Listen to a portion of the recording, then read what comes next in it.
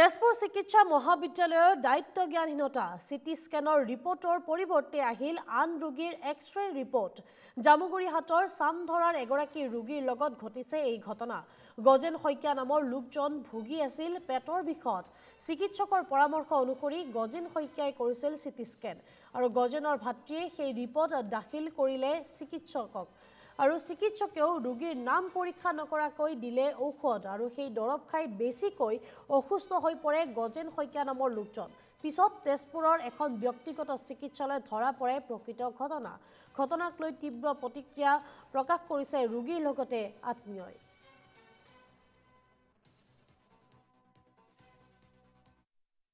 আমাৰ দাদা আজি অলপ দিনৰ পৰা অসুস্থ হৈ আছিল তাৰ পিছত টুমুকি মেডিকেল লৈ গলো মেডিকেল নিয়াৰ পিছত আমি ডক্টৰ এজনক দেখাই পেলাই আমাক সিটি স্কেন কৰিব দিলে সিটি স্কেন ৰুমত যোৱাৰ আগত আমি এখন স্লিপ কাটিলো 1100 টকা লৈছে তেওঁলোকে এখন হয় স্লিপ হয় তাৰ সিটি স্কেনৰ তাৰ পিছত নি পেলাই সিটি স্কেন ৰুমতো সোমোৱা লাগে দাদা তাৰ পিছত হেতে কি কৰিছে আহোতে প্ৰায় আধা ঘন্টা অলপ বেছি হৈছে এনেকুৱা তেওঁলোকে আমাক এখন ৰিপৰ্ট দিলে এখন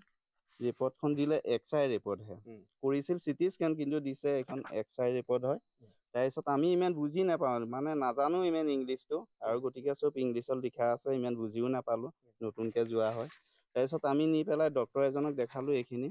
দেখাওঁতে তেওঁলোকে কি বেমাৰ কি নাজানো কিন্তু ঔষধ এইখিনি বহুতখিনি আমাক ঔষধ লিখি দিলে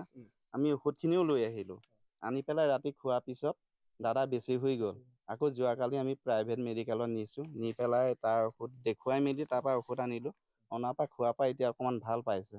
গতিকে তাত আমি যোৱা লাভটো কি হ'ল চাওক 1100 টকা ললে আৰু দিছে এখন লোকত আকৌ কিবা এইখন দিছিল কিবা CK দাস নামৰ এজন মানুহ 56 বছৰ বয়স তেওঁ দাদাৰ নামটো কি আছিল আমাৰ দাদাৰ নাম আছিল গজেন শইকীয়া বয়স আছিল 45 বছৰ